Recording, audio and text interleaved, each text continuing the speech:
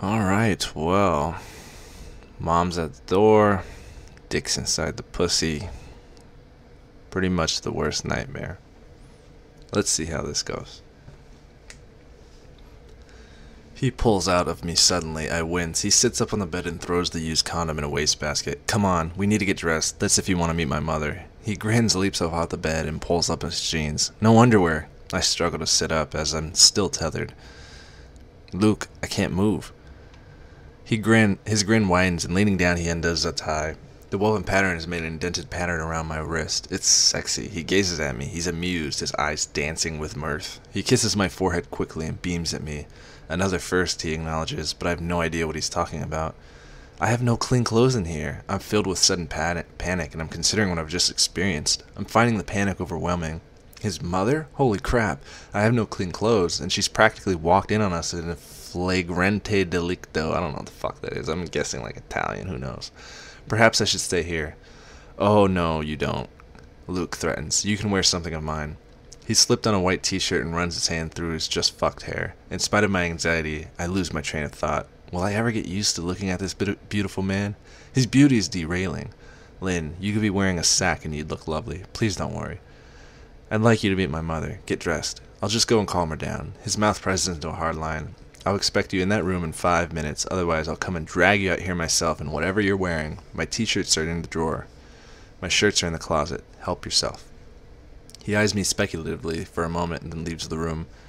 Holy shit, Luke's mom? This is so much more than I bargained for. Perhaps meeting her will help put a little part of the jigsaw in place. It might help me understand why Luke is the way he is. Suddenly, I want to meet her. I pull my shirt off the floor, and I'm pleased to discover that it survived the night well with hardly any creases. I find my blue bra under the bed and dress quickly. But if there's one thing I hate, it's not wearing clean panties. I rifle through Christian's chest of drawers and come across his boxer briefs. After pulling on a pair of tight gray Calvin Kleins, I tug on my jeans and my Converse. Grabbing my jacket, I dash into the bathroom and stare at my two bright eyes, my flushed face, and my hair. Holy crap, just fuck pigtails do not suit me either. I hunt in the vanity unit for a brush and find a comb. It'll have to do. A ponytail is the only answer.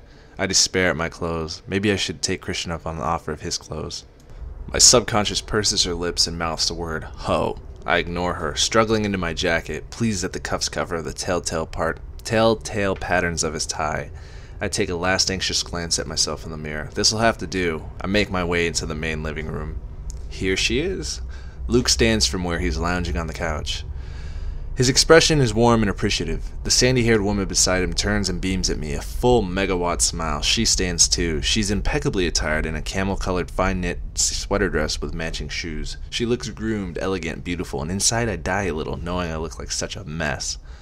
Mother, this is Lynn Tran. Lynn, this is Grace Trevelyan Theophilus. Trevelyan Theophilus. Dr. Trevelyan Theophilus holds out her hand for me. T for Trevelyan. What a pleasure to meet you, she murmurs. What a pleasure to meet you, she murmurs. If I'm not mistaken, there's a wonder and maybe stunned relief in her voice and warm glow in her hazel eyes. I grasp her hand and I can't help but smile, returning her warmth. Dr. Trevelyan Theophilus, I murmur. Call me Grace, she grins, and Luke frowns. I'm usually Dr. Trevelyan, and Miss Theophilus is my mother-in-law, she winks. So how did you two meet? She looks questioningly at Luke, unable to hide her curiosity. Lynn interviewed me for the student paper at Wazoo because I'm conferring the degrees there next week. Double crap, I've forgotten that. So, are you graduating this week? Grace asks. Yes. My cell phone starts ringing. Kate, I bet. Excuse me. It's in the kitchen. I wander over and lean across the breakfast bar, not checking the number. Kate.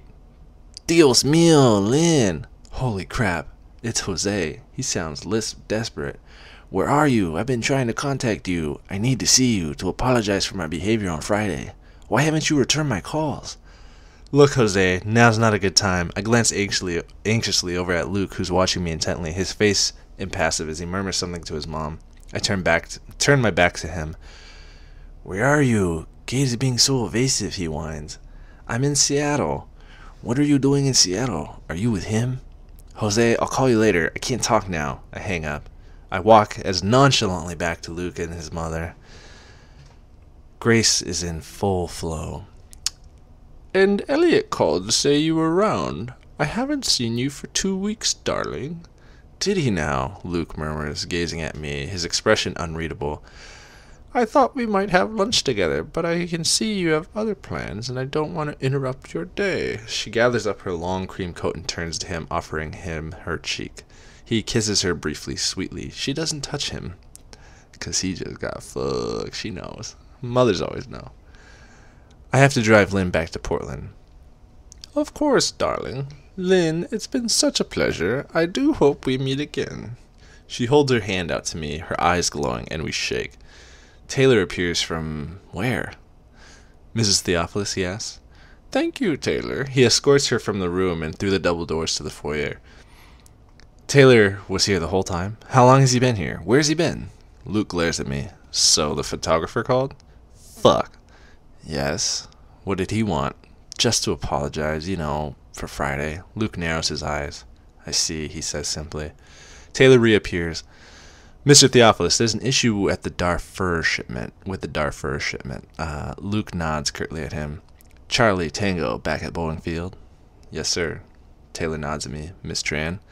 I smile tentatively back at him, and he turns and leaves. "Does he live here, Taylor?" "Yes." His tone is clipped. "What's his problem?" Luke heads over to the kitchen, picks up his BlackBerry, scrolling through some emails, I assume. His mouth presses in a hard line, and he makes a call. "Ross, what's the issue?" he snaps. He listens, watching me, gray eyes speculative, and I stand in the middle of the huge room wondering what to do with myself, feeling extraordinarily self-conscious and out of place. "I'm not having either crew put at risk. No, cancel. We'll airdrop instead." "Good." He hangs up. The warmth in his eyes has disappeared. He looks forbidding, and with one quick glance at me, he heads into his study and returns a moment later. "This is the contract. Read it, and we'll discuss it next weekend. Maybe I suggest you do some research so you know what's involved." He pauses. "That's if you agree. And I really hope you do," he adds, his tone softer, anxious. "Research? You'll be amazed what you can find on the internet," he murmurs.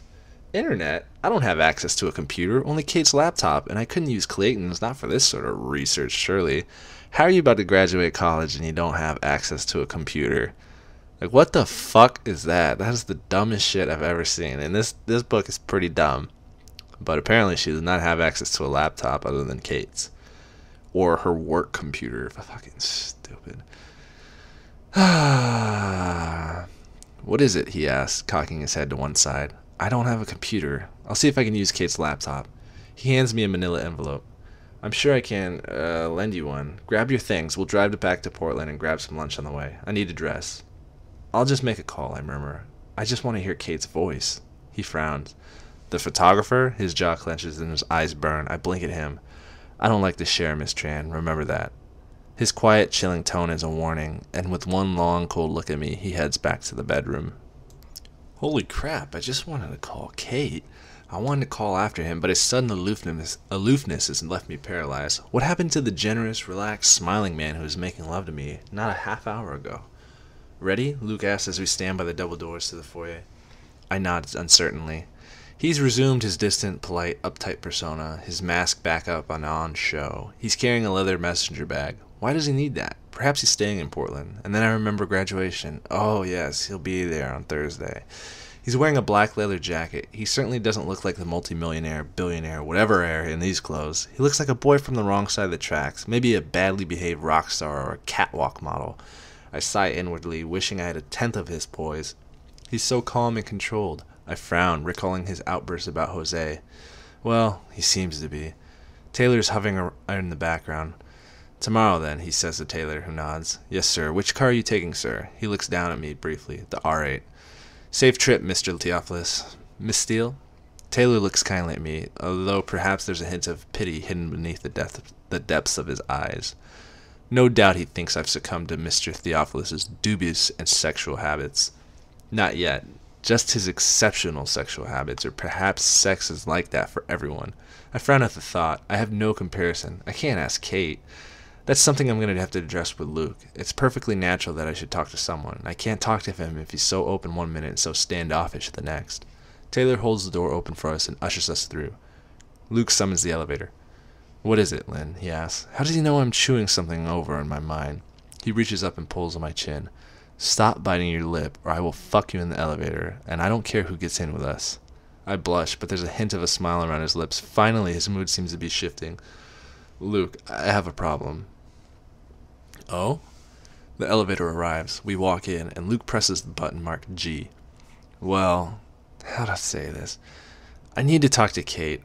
I've so many questions about sex, and you're too involved. If you want me to do all these things, how do I know? I pause, struggling to find the right words. I just don't have any terms of reference. He rolls his eyes at me. Talk to her if you must. He sounds exasperated. Make sure she doesn't mention anything to Elliot. I bristle at his insinuation. Kate isn't like that. She wouldn't do that, and I wouldn't tell you anything she tells me about Elliot, if she were to tell me anything, I add quickly. Well, the difference is that I don't want to know about his sex life, Luke murmurs dryly. Elliot's a nosy bastard, but only about what we've done so far, he warns. She'd probably have my balls if she knew what I wanted to do to you, he adds so softly I'm not sure I'm supposed to hear it. Okay, I agree readily, smiling up at him, relieved. The thought of Kate with Luke's balls is not something I want to dwell on. His lip quirks up at me, and he shakes his head. The sooner I have your submission, the better, and we can stop all this, he murmurs. Stop all what? You defying me. He reaches down and cups my chin and plants a swift, sweet kiss on my lips as the doors to the elevator open. He grabs my hand and leads me to an underground garage. Me defying him? How? Beside the elevator, I can see the black 4x4 Audi, but it's the sleek, black, sporty number that blips open and lights up when he points the key fob at it. It's one of those cars that should have a very leggy blonde, wearing nothing but a sash sprawled across the hood. Nice car, I murmur dryly. He glances up and grins. I know, he says, and for a split second, sweet, young, carefree Luke is back. It warms my heart. He's so excited. Boys and their toys. I roll my eyes at him, but I can't stifle my smile. He opens the door for me and I climb in. Whoa, it's low. He moves around the car with ease and grace and folds his long frame elegantly in beside me. How does he do that? How does he have actual control over his body where I'm a stumbling fucking idiot? So, what sort of car is this? It's an Audi R8 Spider. It's a lovely day. We can take the top down. There's a baseball cap in there. In fact, there should be two. He points to the glove box, and sunglasses if you want them. He starts the ignition, and the engine roars behind us. He places his bag in the space behind our seats, presses the button, and the roof slowly reclines. With the flick of a switch, Bruce Springsteen surrounds us. Gotta love Bruce, he grins at me and eases the car out of the parking space and up the steep ramp where we pause for the barrier. Then we're out into the bright Seattle May morning. I reach into the glove box and retrieve the baseball caps. The Mariners. He likes baseball? I pass him a cap and he puts it on. I pass my ponytail through the back of mine and pull the peak down low. People stare at us as we drive through the streets. For a moment, I think it's at him. And then a very paranoid part thinks everyone is looking at me because they know what I've been doing during the last 12 hours. But finally, I realize it's the car. Luke seems oblivious, lost in thought. The traffic is light, and we're soon on the I-5 heading south, the wind sweeping over our heads. Bruce is singing about being on fire and his desire. How apt. I flush as I listen to the words. Luke glances at me. He's got on his Ray-Bans, so I can't see what he's thinking. His mouth twitches slightly, and he reaches across and places a hand on my knee, squeezing gently. My breath hitches. Hungry? He asks. Not for food. Not particularly. His mouth tightens into that hard line. You must eat, Lynn, he chides. I know a great place near Olympia. We'll stop there. He squeezes at my knee again, and then returns his hand to the steering wheel as he puts his foot down on the gas. I'm pressed into the back of my seat. Boy, this car can move. The restaurant is small and intimate, a wooden chalet in the middle of a forest. The decor is rustic, random chairs with gingham tablecloths, wild flowers in little vases. Cuisine sauvage. I don't know if I'm saying that shit right. It boasts on the door. I've not been here for a while. We don't get a choice. They cook whatever you caught or gathered. They've caught or gathered. He raises his eyebrows in mock horror, and I have to laugh. The waitress takes our drinks order. She flushes when she sees Luke, avoiding eye contact with him, hiding under her long blonde bangs. She likes him. It's not just me. 2 glasses of the Pinot Grigio, Luke says with a voice of authority. I purse my lips, exasperated. What? He snaps. I wanted a Diet Coke, I whisper. His gray eyes narrow and he shakes his head. The Pinot here is a decent wine. It'll go well with a meal, whatever we get. Whatever we get? Yes, he smiles, his dazzling head cocked to one side smile, and my stomach pole vaults over my spleen. I can't help but reflect his glorious smile back at him. My mother liked you, he says. Really? His words make me flush with pleasure. Oh yes, she's always thought I was gay. Yeah, we all thought you were gay, Luke. My mouth drops open and I remember that question from the interview. Oh no. Why did she think you were gay? I whisper. Because she's never seen me with a girl. Oh, not even one of the 15? He smiles. You remembered? No, none of the 15. Oh. You know, Lynn, it's been a weekend of firsts for me too, he says quietly. It has? I've never slept with anyone, never had sex in my bed, never flown a girl in Charlie Tango, never introduced a woman to my mother. What are you doing to me? His eyes burn, their intensity takes my breath away. The waitress arrives with our glass of wine, and I immediately take a quick sip. Is he opening up or just making casual observation? I've really enjoyed this weekend, I murmur. His eyes narrow at me again. Stop biting that lip, he growls. Me too, he adds. What's vanilla sex? I ask, if anything, to distract myself from the intense, burning, sexy look he's giving me. He laughs. Just straightforward sex, Lynn. No toys, no added extras, he shrugs. You know, well, actually you don't, but that's what it means. Oh, I thought it was chocolate fudge brownie sex that we had with a cherry on top, but hey, what do I know? The waitress brings us soup. We both stare at it rather dubiously. Nettle soup, the waitress informs us before turning and flouncing back into the kitchen. I don't think she likes to be ignored by Luke. I take a tentative taste. It's delicious. Luke and I look up at each other at the same time with relief. I giggle, and he cocks his head to one side. That's a lovely sound, he murmurs. Okay. Why have you never had vanilla sex before? Have you always done what you've done? I ask, intrigued. He nods slowly. Sort of. His voice is weary. He frowns for a moment and seems to be engaged in some kind of internal struggle. Then he glances up, a decision made. One of my mother's friends seduced me when I was 15. Oh, holy shit, that's young. She had very particular taste. I was her submissive for 6 years, he shrugs. Oh, my brain is frozen, stunned into inactivity by this admission. So I do know what it involves, Lynn. His eyes glow with insight. I stare at him, unable to articulate anything. Even my subconscious is silent. I didn't really have a run-of-the-mill introduction to sex. Curiosity kicks in big time. So you never dated anyone at college? No, he shakes his head to emphasize the point. The waitress takes her plates, interrupting us for a moment. Why? I ask when she's gone. He smiles sardonically. Do you really want to know? Yes. I didn't want to. She was all I wanted, needed, and besides, she'd have beaten the shit out of me. He smiles fondly at the memory. Oh, this is way too much information, but I want more. So, if she was a friend of your mother's, how old was she? He smirks. Old enough to know better. Do you still see her? Yes. Do you still, No. He shakes his head and smiles indulgently at me. She's a very good friend. Oh, does your mom know? He gives me a don't be stupid stare. Of course not. The waitress returns with venison, but my appetite has vanished. What a revelation. Luke the submissive. Holy shit. I take a large slug of the Pinot. He's right, of course. It's delicious. Geez, all these revelations, so much to think about. I need to process this when I'm on my own, not when I'm distracted by his presence. He's so overwhelming, so alpha male, and now he's thrown this bombshell into the equation. He knows what it's like. But it can't have been full time. I'm confused. Well, it was, though I didn't see her all the time. It was difficult. After all, I was still at school and then at college. Eat up, Lynn. I'm really not hungry, Luke. I'm reeling from your disclosure. His expression hardens. Eat, he says quietly. Too quietly. I stare at him. This man, sexually abused as an adolescent, his tone so threatening. Give me a moment, I mutter quietly. He blinks a couple of times. Okay.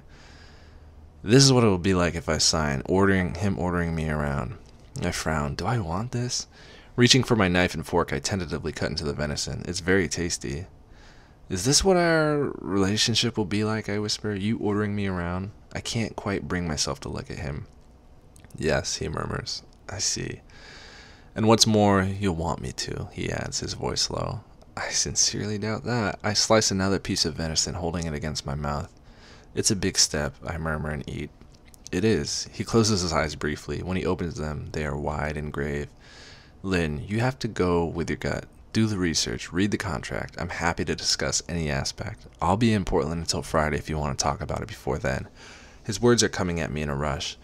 Call me. Maybe we can have dinner, say Wednesday?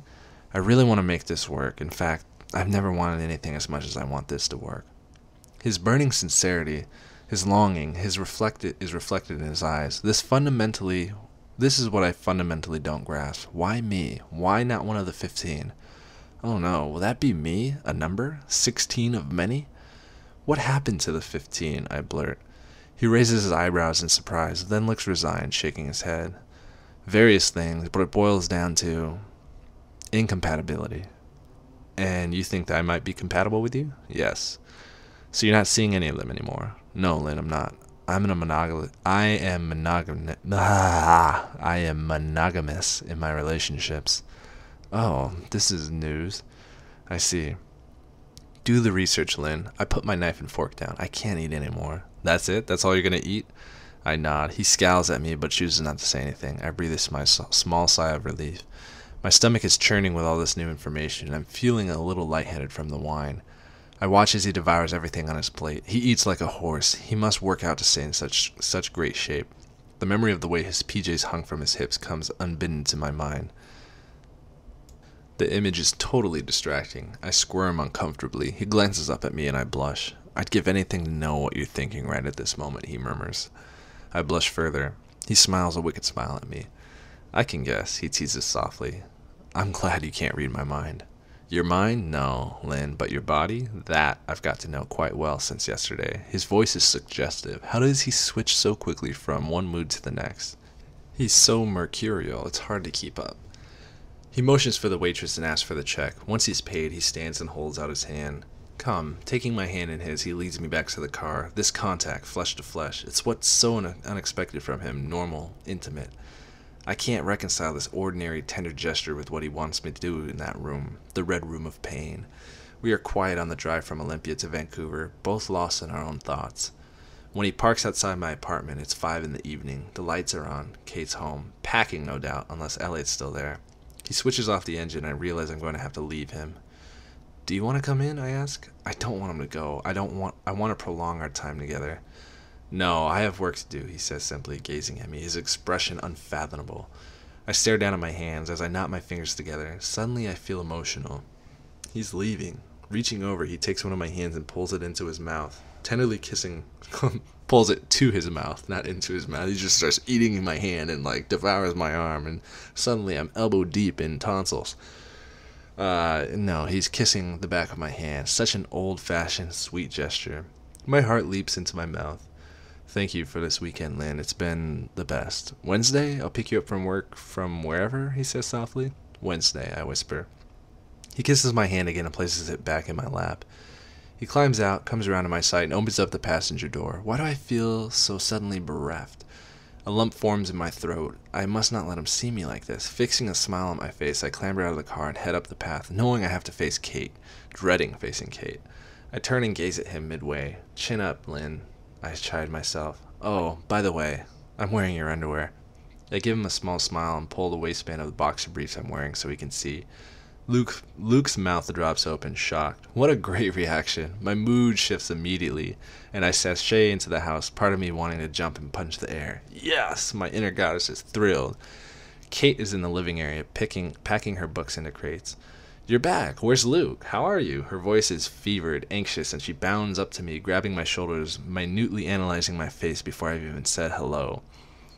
Crap, I have to deal with Kate's persistence and tenacity, and I'm in possession of a legal signed document saying I can't talk. Not a healthy mix. Well, how was it? I couldn't stop thinking about you after Elliot left, that is. She grins mischievously. I can't help but smile at her concern and her burning curiosity, but suddenly I feel shy. I blush. I was very private, all of it. Seeing and knowing what Luke has to hide, but I have to give her some details because she won't leave me alone until I do.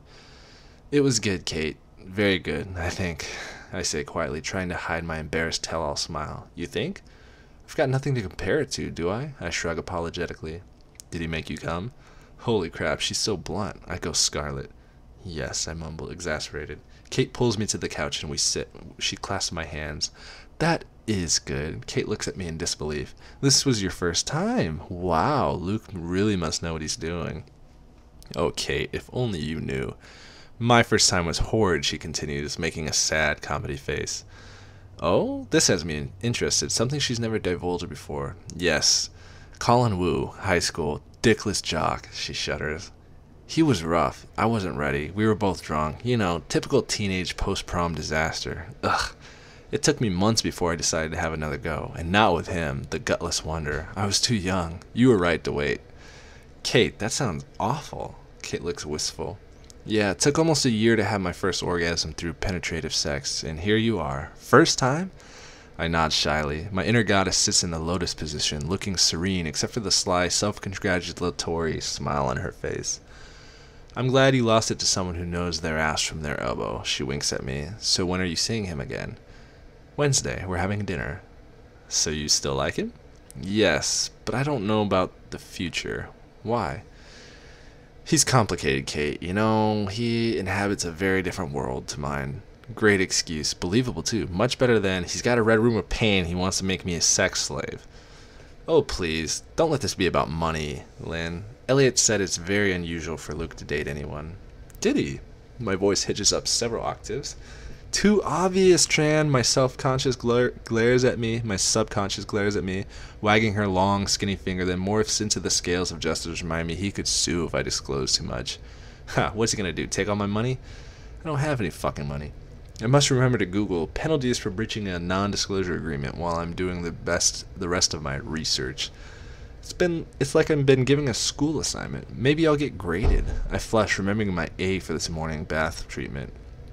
Lynn, what is it? I'm just remembering something Luke said. You look different, Kate says fondly. I feel different. Sore, I confess. Sore? A little. Me too. Men, she says in mock disgust. They're animals. We both laugh. You're sore? I exclaim. Yes, overuse. I giggle. He beat the pussy up. Tell me about Elliot, the overuser, I ask when I've stopped giggling. Oh, I can feel myself relaxing for the first time since I was in line at the bar, before the phone call that started all this, when I was admiring Mr. Theophilus from afar. Happy, uncomplicated days. Kate blushes. Catherine Agnes Kavanagh goes all Lynn Tran on me. She gives me a dewy-eyed look. I've never seen her react this way to a man before. My jaw drops to the floor. Where's Kate? What have you done with her? Oh, Lynn, she gushes. He's just so everything, and when we... Oh, really good. She can hardly string a sentence together, she's got it so bad. I think you're trying to tell me that you like him. She nods, grinning like a lunatic. And I'm seeing him on Saturday. He's going to help us move. She clasps her hands together, leaping up off the couch, and pirouettes to the window. Moving? Crap, I forgot all about that, even with the packing cases surrounding us. That's helpful of him, I say appreciatively. I can get to know him, too. Perhaps he can give me more insight into this strange, disturbing brother. So, what did you do last night? I ask. She cocks her head at me and raises her eyebrow in a "what do you think, stupid" look. Pretty much what you did, though we had dinner first, she grins at me. Are you okay, really? You look kind of overwhelmed. I feel overwhelmed. Luke's very intense. Yeah, I could see how he could be, but was he good to you? Yes, I reassure her. I'm really hungry. Shall I cook? She nods and picks up 2 more books to pack. What do you want to do with $14,000 books, she asks. I'm going to return them to him. Really? It's a completely over-the-top gift. I can't accept it, especially now. I grin at Kate and she nods. I understand. A couple of letters came for you, and Jose's been calling every hour on the hour. He sounded desperate. I'll call him, I mutter evasively. If I tell Kate about Jose, she'll have him for breakfast. I collect the letters from the dining table and open them. Hey, I have interviews the week after next in Seattle for intern placements. For which publishing house? For both of them. I told you your GPA would open doors, Lynn. Kate, of course, already has an internship set up at the Seattle Times. Her father knows someone who knows someone.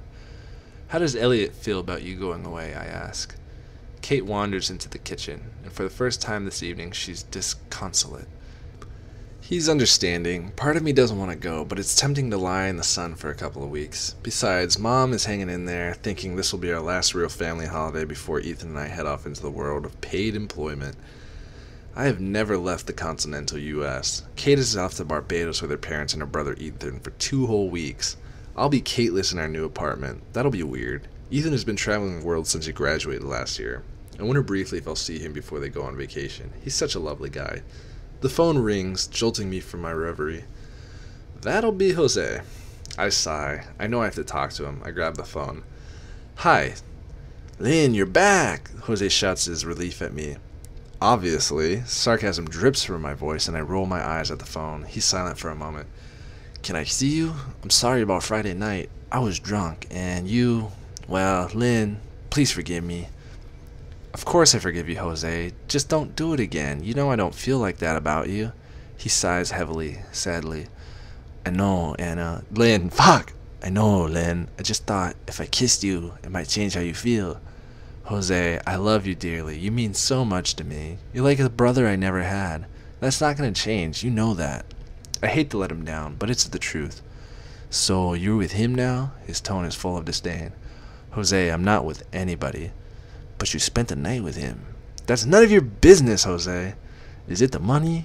Jose, how dare you? I shout, staggered by his audacity.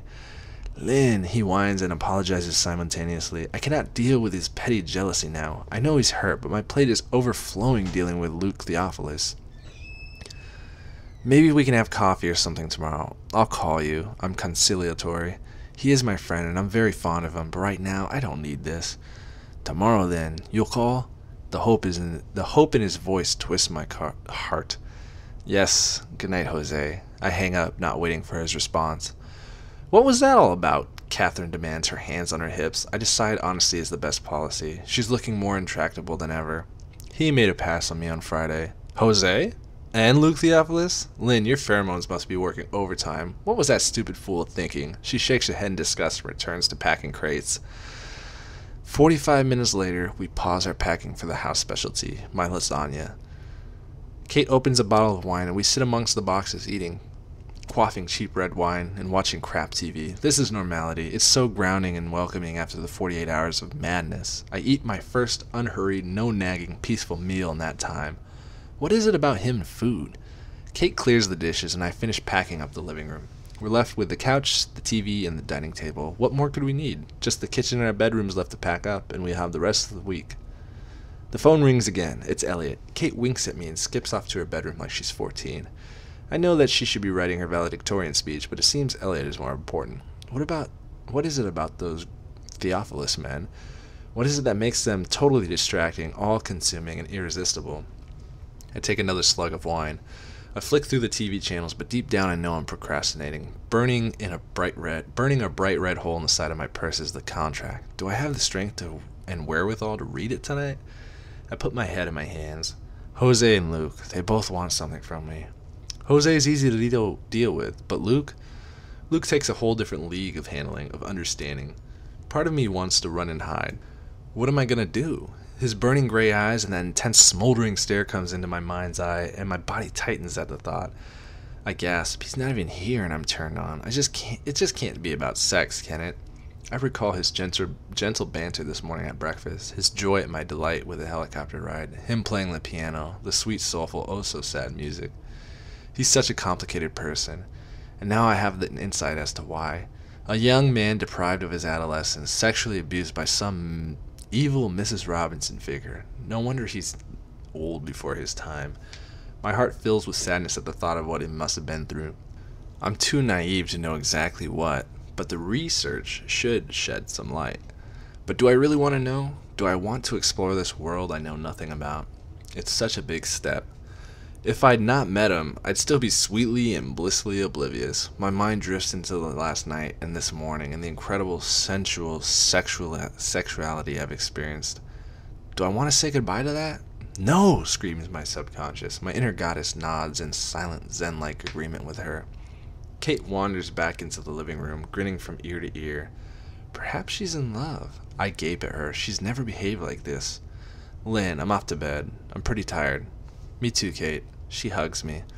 I'm glad you're back in one piece. There's something about Luke, she adds quietly, apologetically. I give her a small, reassuring smile, all the while thinking, how the hell does she know? This is what will make her a great journalist, her unfaltering intuition.